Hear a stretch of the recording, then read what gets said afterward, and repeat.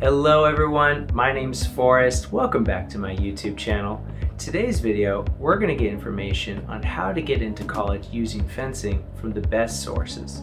Current college fencers and graduated fencers, and a professional college consultant. Let's get started.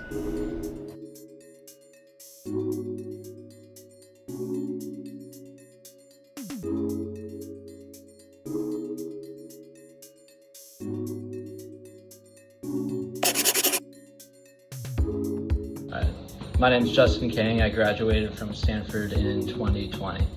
My name is Bryce Louie, and I am a freshman at the University of Pennsylvania, studying at the Wharton School of Business.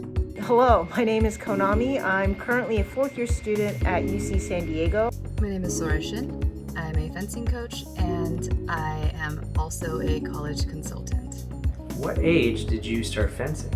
I started fencing at the age of 10. I wanted to kind of start earlier, but I actually got into fencing through recreational classes in my city.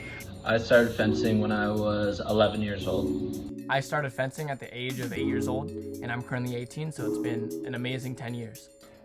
At what age did you realize you wanted to be a student athlete in college? I think I wanted to be a student athlete in college when I was 13 or 12.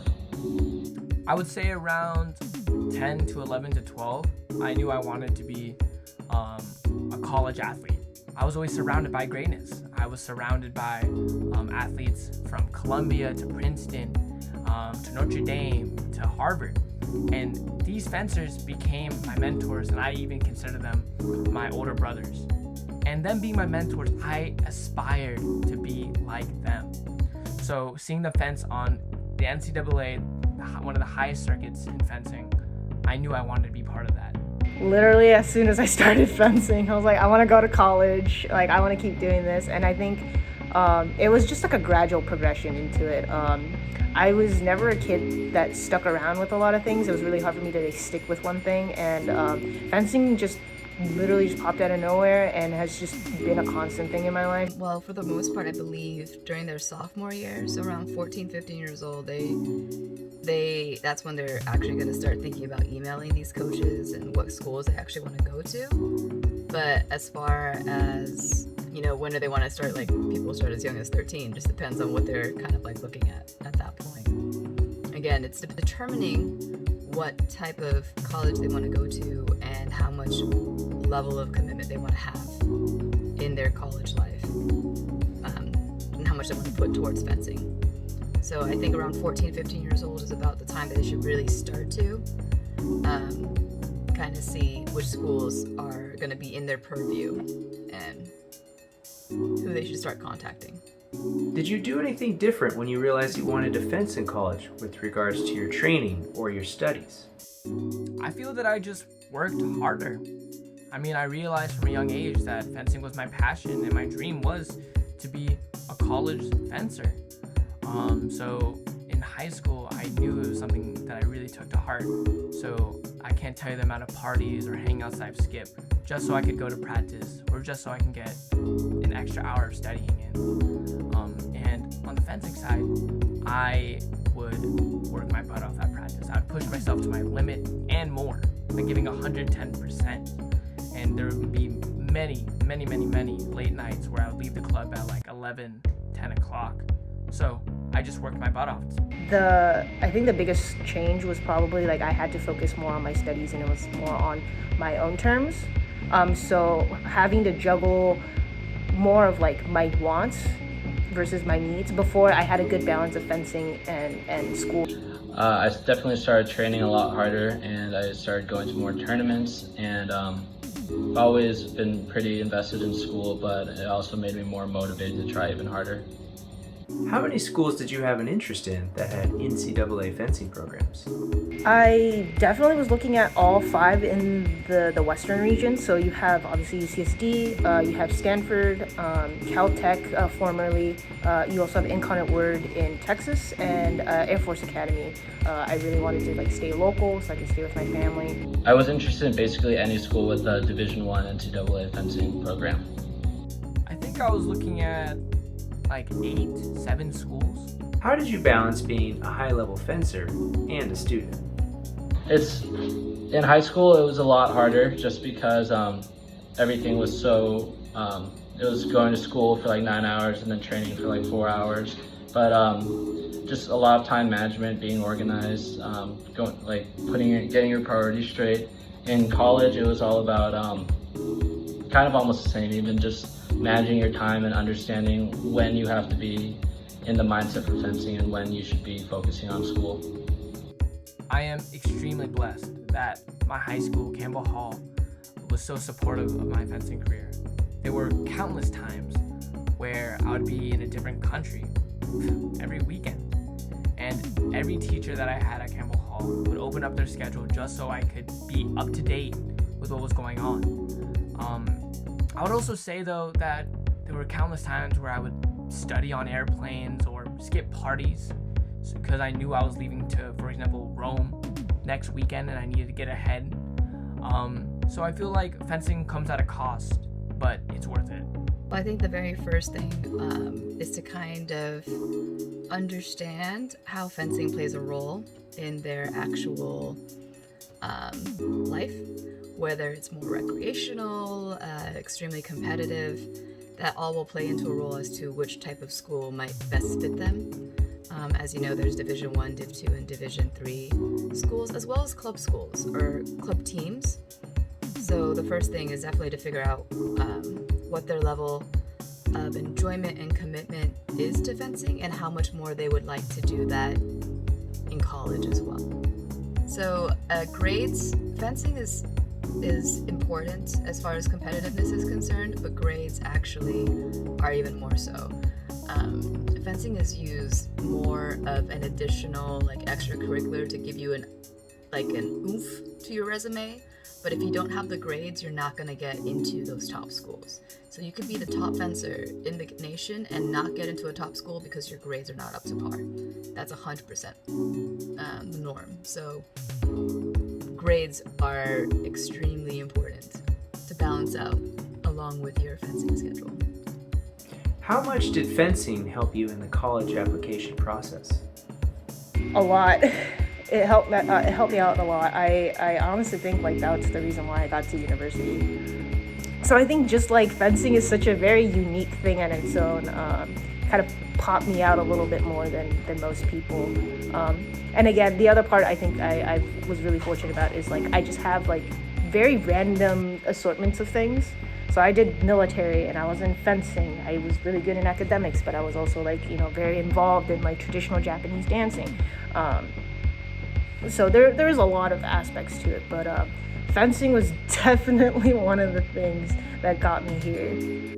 I feel that fencing helped tremendously in my application process because I was recruited. Fencing helped me extremely, a lot.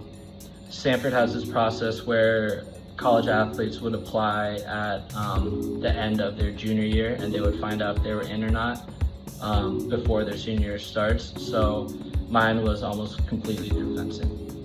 What helped set you apart from the other student fencers? There were 3 things that set me apart.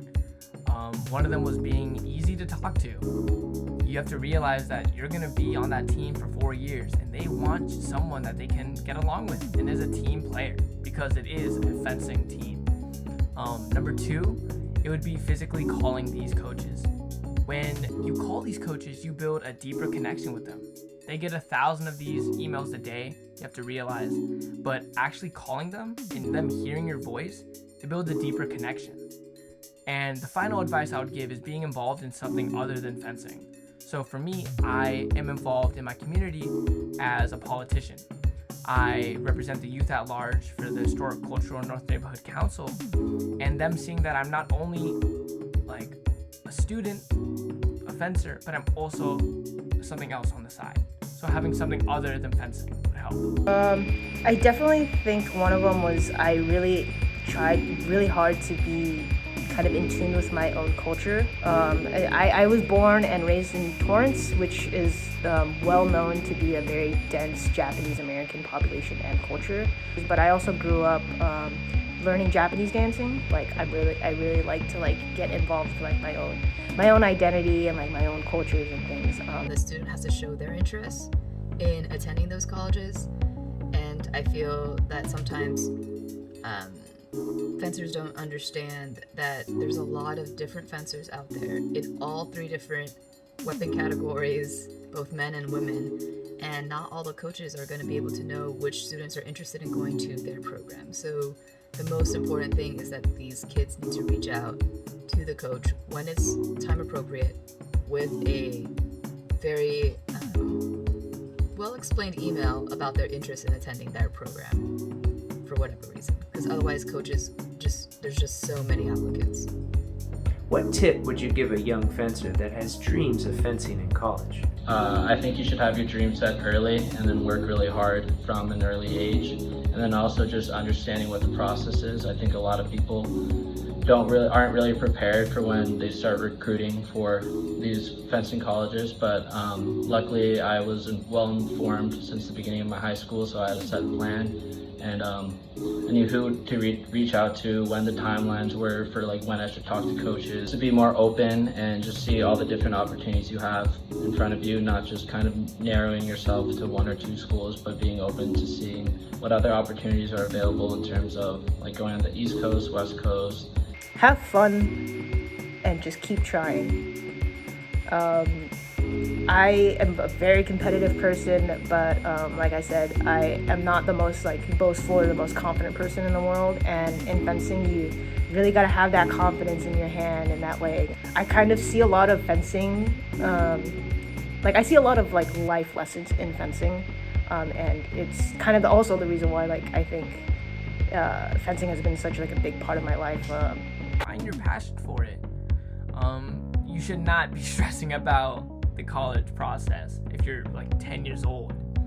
But if you are thinking about it, dream high, man. Dream to the stars. But you have to realize that you have to put in the work. So work your butt off, but dream high. Anything else you want to add? Parents have to do a lot, actually. They have to provide a lot of support, right? So, and, provide the financial support as well as emotional and physical support, just because they're going to have to be traveling with them, especially for the more competitive fencers. Division 2, Division 1, scholar athletes or just athletes in general require a lot of support from their parents. They need to be guided, making sure that the student is taking their SAT, taking their ACT, doing their exams, studying for all of those necessary tests, and having their grades up to par, because otherwise those top schools like Notre Dame and Columbia were not going to be able to take you just because you're the best fencer in the world. They have some limited leeway with that at this point. So the parent's job is to kind of find a way to help your student balance all that together. Showing their character on and off the strip is also very important, because even though fencing is a very individual sport, at the college level it is very much a team sport, and coaches have to take into account the team dynamic and whether or not an athlete actually fits in with their team and their dynamic. Whether or not they're the best fencer or not may not be worth it for the coach if they don't get along well with others. The best piece of advice that I would give for someone going through this process is to start early and to definitely do your research. Don't just choose a college because of their name or their, what they're known for. Do your research on it. Where is it located? How do you think you would fit in there? Visit it. Get to know students who've actually graduated there, or students who are there currently. Talk to them. See what the actual student life is, and if it's something that you would want to consider, being a part of. There's a lot that comes into play, and I think kids sometimes focus just on the school itself and not realizing how being part of a fencing team and a different fencing dynamic changes your college experience in general.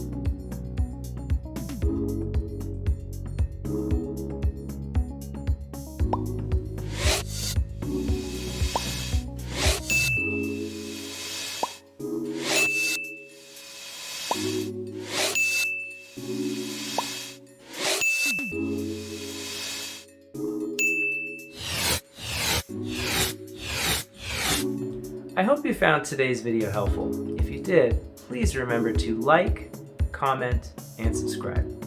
See you next time.